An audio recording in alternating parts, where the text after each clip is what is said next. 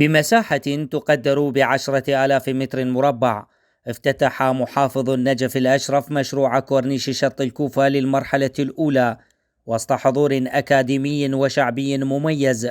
المشروع الذي بدأت بتنفيذه هيئة إعمار النجف الأشرف في العام السابق ليصبح موقعا يليق بمكانة الكوفة العلوية المقدسة.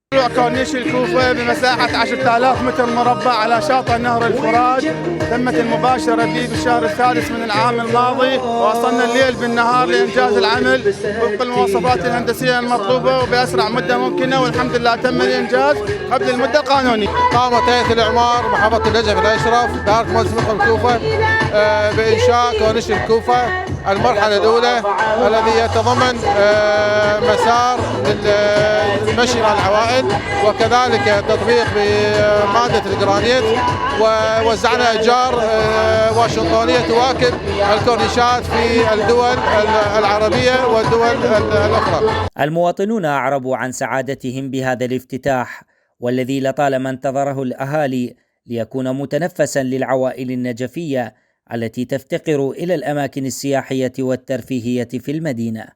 كلش حلو، مبادرة كلش حلوة، كان عبارة عن غازينات، عوائل كانت مخنوقة، ما كنت متنفس، الوحيد هو هذا النجف، هو شط الكوفة.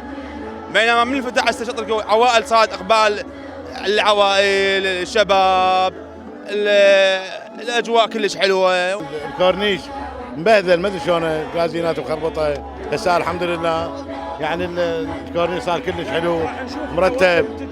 ان شاء الله يعني قريب ان شاء الله، عن قريب ان شاء الله حتى الزوار اللي يجون المحافظات هم يجون هنا الكورنيش مالتنا يتعجبون به. ويطالب ناشطون ومختصون الإدارة المحلية الجديدة في النجف الأشرف لبذل المزيد من الجهود لإعادة البنى التحتية وإكمال المشاريع المتلكئة التي أثقلت كاهل المواطن وتسببت بالعديد من الحوادث. من النجف الأشرف أسامة جبوري، الذكرى نيوز.